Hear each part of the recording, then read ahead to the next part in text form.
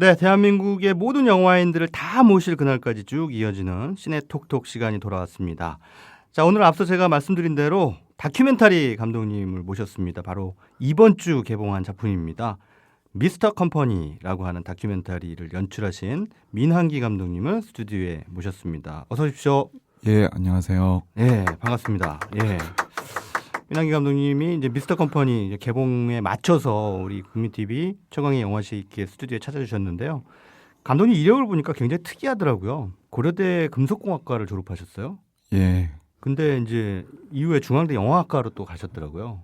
예, 대학원을 갔어요. 사실. 대학원을. 예. 그리고 한국 영화 아카데미에도 가셨고. 예. 카라츠에도 계셨고. 예. 뭐 이렇게 공부를 많이 하셨어요? 남들보다 오래 걸린 거죠. 아. 재능이 없어서 엄청난 가방끈을 자랑하시는데 금속공학과를 졸업하시고 영화 쪽으로 진로를 바꾸신 거잖아요. 예. 특별한 계기가 있으셨습니까? 대학교 때 영화 서클을 했었고 돌빛이라는 영화 예, 서클 돌빛이라는 있죠? 영화 네. 서클 했었고 네네.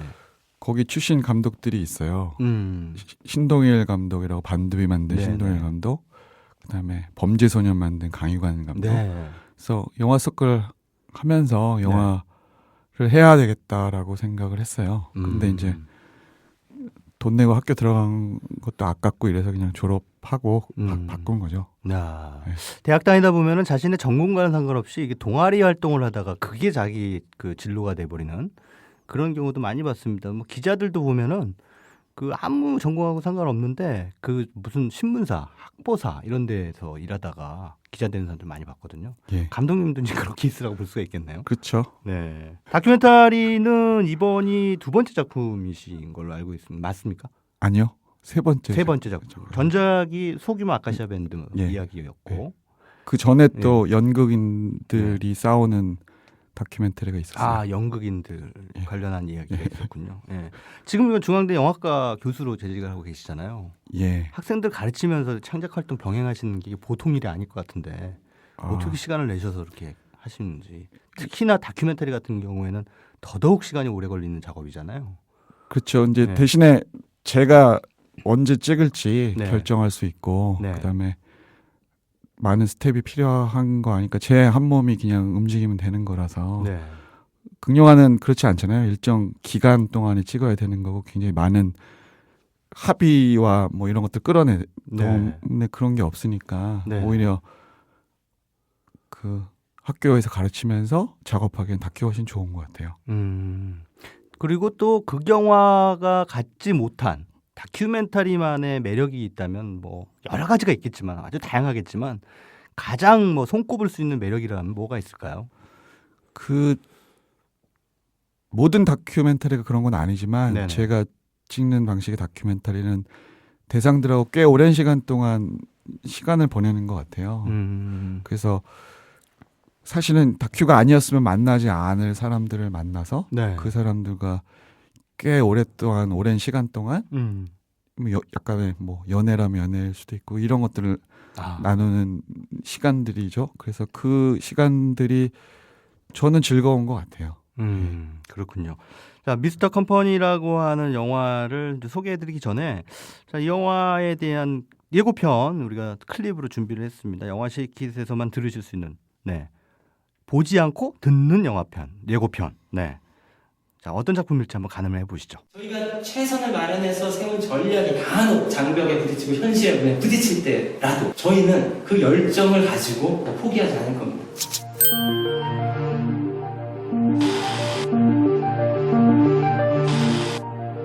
신축성이 있지 않습니까? 이게 스판이 안 들어간 겁니다. 수요는 충분히 있을 거라고 봐요. 그럼 뭐 단가를 해주실 수 있을까 해서 환경의 가치와 그다음에 노동에 대한 우리 태도.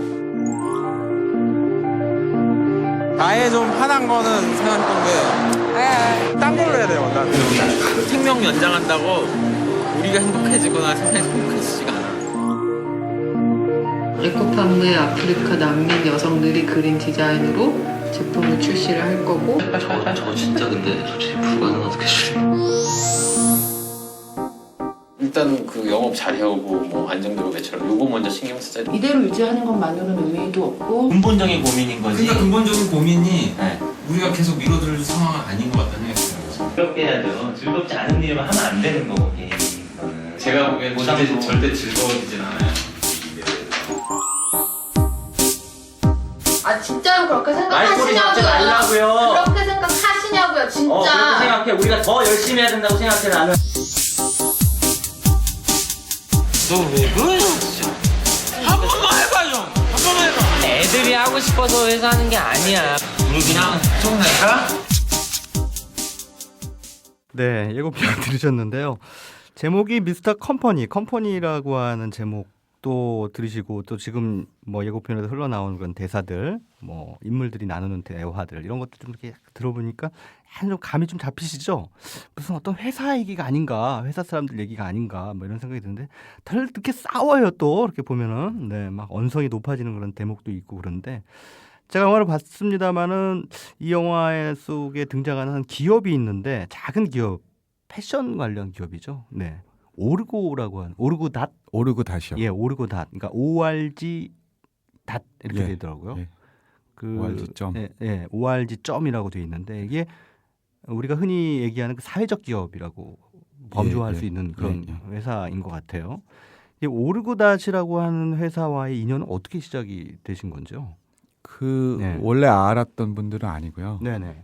몰랐어요. 몰랐는데 이제 제가 기업을 찍고 싶은 마음이 있었는데 그 기업이면서도 뭔가 좀 다른 동기를 가지고 기업을 하는 사람들. 네네. 하지만 또 경쟁을 일반 영리 기업과 경쟁을 하는 네네. 이 범주의 기업들을 찾고 있었어요. 네. 그래서 거기 이제 눈에 띄는 게 오르고닷이었고 그래서 김진아 대표한테 물어봤죠. 네. 이러저러한 이유로 다큐를 찍고 싶다. 당신들이 어떻게 이 경쟁이 심한 자본주의 사회에서 선의를 가지고 기업을 하면서 살아남는지를 네. 찍고 싶다. 네. 그래서 거기에 동의를 하셔서 네.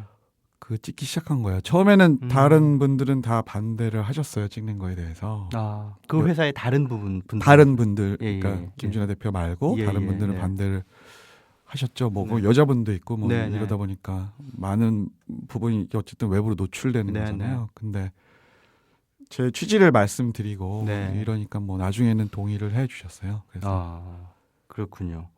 저기 오르고닷 그 내부 구성원들이 서로 얘기하는 걸로 이렇게 듣건데 이제 이들은 그러니까 순수하게 뭐 우리 자본주의 기업의 어떤 이윤 추구라는 목적뿐만 아니라 뭐랄까요 회사가 갖게 되는 어떤 공익적인 목적 이런 것도 같이 추구한다는 차원에서 우리가 흔히 얘기하는 사회적 기업의 어떤 일환으로서 이들이 모이고 어떤 뭐 회사라기보다는 뭐 집단 같은 그런 느낌이 좀 들던데요.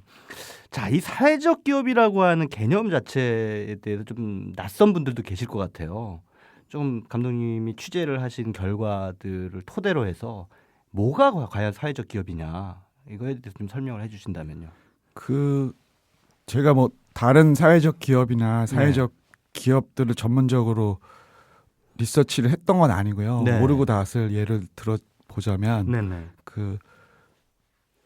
보통은 이윤을 추구하기 위해서 기업을 하는 네. 것들이잖아요. 월급을 받아가고 그렇죠. 이윤을 추구하고 돈을 벌고 그래서 네. 생계를 유지하기 위해서 네. 가는데 이들이 어쨌든 당연히 그 부분은 추구를 하지만 네. 그런 기업 활동이 사실은 사회에 많은 영향들을 끼칠 수 있는 거잖아요. 네. 예를 들면 뭐 가장 우리가 쉽게 알 수 있는 건 뭐 기업이 기부를 한다던가 이런 사후적인 방식으로 할 수 있는데 오르고닷이 추구했던 그것들이 아니라 네네. 예를 들면 공정한 임금을 지급하고 이분들이 일하는 회사는 의류 회사니까 공정한 임금이라는 게 이제 예를 들면 지금 의류 업체에서 일하시는 봉제 노동자들 네네. 한 20년, 30년 이 분들이 거의 100만 원에서 150만 원 사이의 월급을 받으세요. 근데 그분들이 거의 경력이 20년에서 25년 사이가 넘으신 분들이거든요. 네네. 근데 한국에서 어떤 일들을 20년, 25년 동안 해왔는데 100만 원에서 150만 원 받는 일들은 거의 있지 않은 것 같아요. 그래서 네. 예를 들면 그분들한테 적정한 임금을 네. 줄 수 있는 어떤 모델, 네. 기업 모델을 짜서 그것들을 통해서 그 구조를 바꿔보겠다. 네네. 뭐 이런 것들이 그 오르고 다시라는 사회적 기업의 음. 출발 취지였던 것 같고 모델이었던 것 같아요. 음. 쉽게 말하면 멋있는 일을 하면서도 네네. 성공할 수 있다는 것들을 보여줘서 네. 그것들 통해서 많은 젊은이들이 그런 기업에 투신할 수 있도록 하는 네네. 뭐 이게 1차적인 목표였던 것 같아요. 자, 목표는 굉장히 정말 듣기만 해도 멋있네요. 일단 멋있는데 영화를 보시다 보면은 이 사람들 일하는 장면들은 전혀 멋있지가 않습니다. 네, 굉장히 맨날 싸우고 막 나중에는 막 술 먹고 육두문자도 나오고 막 이러는데 자, 근데 영화 그 얘기는 이제 조금 이따가 다시 나누도록 하고요. 영화 속에서 좀 생경한 단어를 들었어요. 야, 이런 표현도 있구나라고 싶었는데 윤리적 패션이라는 말을 쓰더라고요. 근데 보니 이분들이 이제 의류 산업에 종사하는 분들인데 패션이 윤리적 패션이면 어떤 패션을 말하는 건지 감독님 좀 설명해 줄 수 있어요? 여기서 말하는 윤리적 패션 아까 얘기했던 뭐 공정한 임금도 있을 테고 그다음에 그 의류가 만들어지기 위해서는 원단이 필요하잖아요. 네네. 그 원단들은 사실은 굉장히 이 지구에 안 좋은 영향을 끼치는 경우가 많은 것 같거든요. 그래서 이분들이 제작했던 유니폼들은 네. 다 사실은 재활용된 네. 예를 들면 우리가 먹는 그 1.5리터짜리 페트병 있잖아요. 네. 이 페트병을 재활용해서 원단으로 만들 수 있어요. 네. 그래서 예를 들면 그렇게 만들어서 옷을 만드는 거죠. 그래서 뭐 공정한 임금도 있고 그 소재적인 측면도 있고 그다음에 이분들이 궁극적으로 꿈꿨던 건 네네. 한국에 굉장히 많은 패션 디자이너들이 있어요. 되고자 하는 분들이 있는데 이분들이 사실은 자기의 꿈을 펼칠 수 있는 옷을 만들 수 있는 데가 그렇게 많지가 않아요. 왜냐하면 이분들이 어느 정도 성공하기까지는 사실은 옷을 만들고 뭐 시도해보고 어디에 이렇게 내보고 네네. 또 평가를 얻고 이런 과정들이 계속 필요한 거잖아요. 근데 네. 그러려면 소량의 옷들을 계속 만들어야 되는데 네. 소량의 옷들을 공장에서 또 만들어주지 않는다고요. 이윤이 안 남기 때문에. 그래서 오르고 다시 궁극적으로 하려고 했던 것들은 그런 디자이너들을 모아서 네. 그런 뿔뿔이 흩어져 있는 디자이너들을 모아서 일종의 플랫폼 역할을 하겠다는 거죠. 자기들이 그런 디자이너들의 옷들을 소량 생산해주고 하지만 네. 이제 굉장히 많은 그 수가 많아지고 그렇게 되다 보면 또 다시 소비자들도 직접 연결해 줄 수 있는 이런 플랫폼 역할을 하려고 했던 게 궁극적인 목표이고 그게 윤리적 패션이라고 생각했던 것 같아요. 감독님이 말씀해주신 그런 내용만 듣다 보면은 이제 이분들이 그 추구하는 이상이라든가 가치는 굉장히 뭐 훌륭하고 정말 멋있는데 영화 속에서 보면은 어떤 이상과 현실 간의 어떤 뭐 갈등이랄까요? 그래서 이 구성원들 간의 어떤 노선 갈등 뭐 이런 것들도 굉장히 표면화되고 있다라는 것을 이제 느낄 수가 있었는데 대표적으로 이제 한 분은 아마 대표이사님이신 것 같은데요. 그 김진아 대표이사님은 뭐랄까 그 재무 구조나 이런 것들을 좀 먼저 안정적으로 가져가고 그 다음에 우리의 어떤 이상적인 그런 것들을 좀 가자라고 하는 그런 입장이었던 데 반해서 이제 김방호 씨로 대변되는 다른 그 직원들은 그 오르고 다시 생겨난 어떤 추구하는 어떤 이상적인 목표 이런 것들을 지금 우리가 해야 되는 거 아닌가. 근데 그것이 당장 수익이 나지 않기 때문에 이제 김진아 대표 같은 경우에는 뭔가 좀 보류하는 그런 입장. 바로 거기서 계속해서 이제 갈등이 벌어지고 있는 상황들이 상당히 이런 말씀이 좀 어울릴지 모르겠습니다만 흥미진진하게 펼쳐지더군요. 네. 그건 굉장히 고민일 것 같아요. 그러니까 이를테면 착하게 살고 싶은 건데 착한 기업을 만들고 싶은 거잖아요. 근데 육식 동물들만 있는 정글에 가서 초식 동물이 자, 우리 지금부터 풀만 먹을 테니까 날 건드리지 마세요라고 하면 육식 동물이 그래 넌 풀만 먹어라고 하면서 가만히 놔둘까? 그만큼 이 정글과 같은 자본주의 유통 환경 속에서 이들이 추구하는 이상이라는 게 얼마나 현실화될 수 있을까? 이런 딜레마들은 분명히 현실 속에서 상당한 하중으로 이들에게 작용하지 않을까 생각이 들거든요. 가까이서 지켜보신 거 어떠셨어요? 그 영화를 보시면 알겠지만 사실은 저도 거기에 대해서 판단을 내리고 있지 않는 것 같아요. 그리고 사실은 둘 다 맞는 이야기인 것 같고. 네네. 근데 제가 이제 이 기업을 찍어야 되겠다고 생각했던 이유 중에 하나는 네. 예를 들면 저도 대안적인 삶이 뭐가 있을까 내가 이 직업을 그만두면. 근데 네. 이제 언뜻 떠오르는 건 귀농이잖아요. 네네. 귀농을 해서 뭔가 소극적인 저항 제 생각에는. 네. 근데 저는 귀농을 못 하겠더라고요. 그 익명성이 보장이 안 되는 것도 네. 뭐 시골에서 살아보진 않아서 모르겠지만 안 될 것 같고 익명성이 그다음에 나의 또 다른 욕망들이 있는 거잖아요. 채워줘야 되는 뭐 그게 수행이 되고 더 나이가 들면 가능하겠지만 제가 이 다큐를 찍을 당시에는 못 하겠더라고요. 그래서 그러면 그런 욕망들도 살아 있으면서 네. 그 욕망들을 건강한 욕망이겠죠. 네. 건강 욕망도 살아 있으면서 또 한편으로는 선한 일들을 할 수 있는 일이 뭐가 있을까. 그래서 취재를 하기 시작하고 다큐를 찍기 시작했는데 막상 보다 보니까 네. 저도 어떤 결론을 내리기 힘든 것 같더라고요. 뭐가 맞는지. 물론 재무적인 구조도 중요하지만 네. 그 안에서 일하는 사람들이 즐거워야 하는 것 같아요. 그리고 네네. 그들의 건강한 욕망들이 채워져야 되는 것도 맞는 것 같고. 근데 그것들을 무시하고서 재무적인 구조가 그러면 재무적인 구조가 어느 정도가 돼야지 안정적인 거냐라고 또 물어볼 수도 있는 거잖아요. 네, 그래서 저도 결론을 내리진 못한 것 같고 다큐에서 결론 내리려는 의도도 아니었고 네네. 보는 분들이 판단을 해야 되는 일이 아닌가라고 생각을 했어요. 동시에 그 속에서 우리가 살고 있는 우리가 어떤 세상에서 어떤 요구들을 받으면서 살고 있는가 이게 좀 드러나기를 바랬던 것 같아요. 아, 그 맥락에서 이제 영화 속에 그 오르고닷의 김진화 대표이사가 뭐 술자리였던 것 같은데 약간 자조적인 그런 말투로 이런 이제 말씀을 하시는데 굉장히 인상적으로 들렸습니다. 사람들의 환상인데 착한 사람들이 변화를 이끌 수가 없어. 이렇게 얘기를 하더라고요. 예. 예. 정말 그럴까요? 착한 사람들이 변화를 만들어낼 수가 없을까요?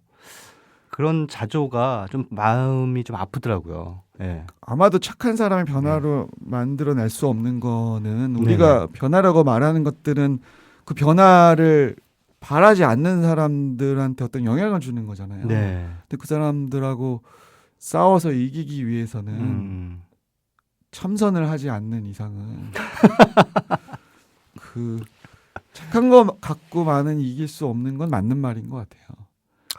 그렇죠. 전략이 필요하죠. 예. 예. 착하다는 것은 결국은 가치이고 그런 면에서 그 가치를 뭐 실현화할 수 있는 실효성 있는 전략을 수립하는 것은 착함과 못됨의 차원을 넘어서는 어떤 문제다. 뭐 이런 생각이라고 뭐 받아들인다면 맞는 말일까요? 예. 네. 근데 그게 어려운 네. 게 예. 제가 계속 아무 결론도 못 내리는 얘기만 하는데 예. 그 결국 그런 전략들과 들을 가지고 자기가 바꾸려는 사람들과 싸우다 보면 네네. 또 그 사람들하고 비슷해지는 자기의 모습을 발견하는 경우도 되게 많은 것 같아요. 그래서 쉽지 않은 문제인 것 같아요. 그 문제가 그 전략을 갖는 건 맞는데 그 전략들을 가지고 과연 자기 원래 모습과 자기 원래 선의를 지키면서 싸울 수 있는가? 네. 이거는 쉽지 않은 문제인 것 같아요.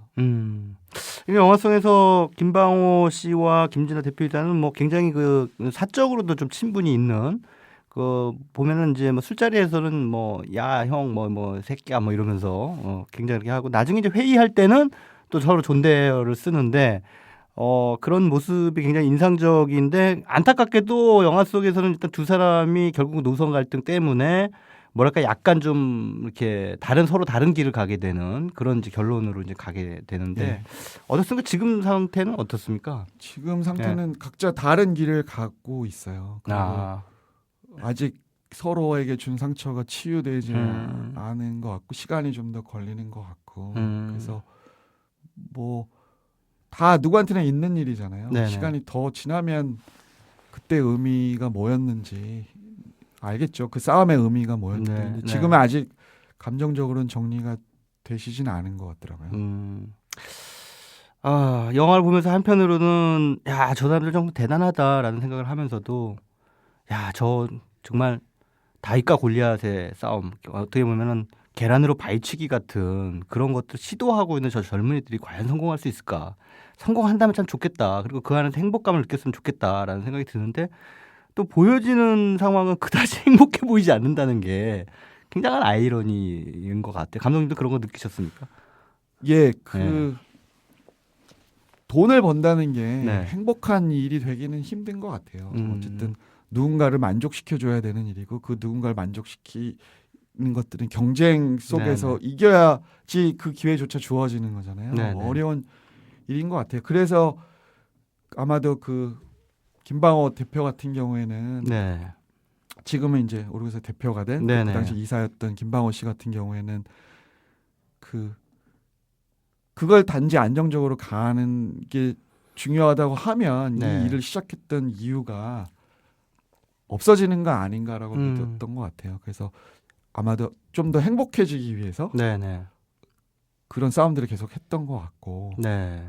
그래서 뭐 제가 내린 결론은 돈 버는 게 정말 쉽지 않구나. 그래서 쉽지 않기 때문에 어쩌면 더 우리가 거기에 목매이고 있고 그래서 우리가 바뀌기 굉장히 어쩌면 힘들겠구나. 뭐 이런 생각까지도 하게 된 것 같아요.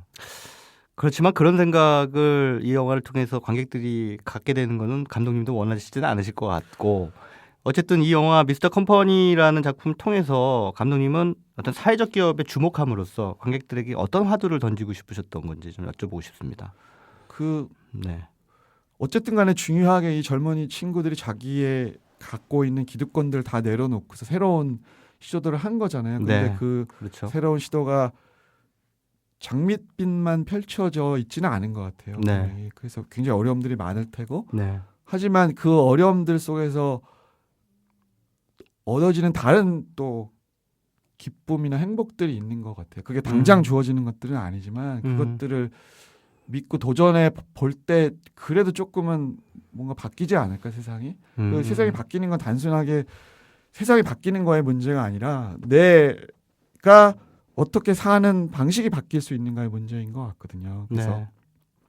그래서 저는 이것들이 과정이라고 생각을 해요. 마지막 영화에서 이제 김진아 대표가 그 돌에 대해서 얘기를 하거든요. 이 돌이 만들어지기 위해서는 먼지가 쌓여서 이 아름다운 돌이 만들어졌다는 얘기를 하는데 그 얘기가 이 영화를 잘 정리하는 것 같아요. 지금은 비록 그만한 돌이 안 됐을지라도 네. 시간이 걸리고 고통이 필요한 것 같아요. 네. 그 속에서만 뭔가 행복을 찾을 수 있는 게 아닌가? 이런 게 제가 관객들이 느꼈으면 좋겠다. 네, 알겠습니다. 자, 한국 독립 다큐멘터리 미스터 컴퍼니 뭐 그동안에 많은 또 다큐멘터리들이 관객들에게 선을 보였습니다만 이 작품은 또 새로운 차원에서 관객들에게 질문을 던지고 있는 영화가 아닌가 싶습니다. 저는 관객들에게 질문을 던지는 게 이 시대 영화가 해야 될 일이라고 생각하는데요. 그 역할을 이 영화 속에 오르고 나처럼 이 영화 미스터 컴퍼니도 수행을 하고 있습니다. 영화 보시고 이 영화가 던지는 질문에 한번 나름의 해답을 고민해 보시는 것도 어떨까 싶습니다. 자, 오늘 이 자리 스튜디오에 직접 나와주신 미스터 컴퍼니의 민한기 감독님께 작별 인사드리겠습니다. 감독님 나와주셔서 감사합니다. 감사합니다.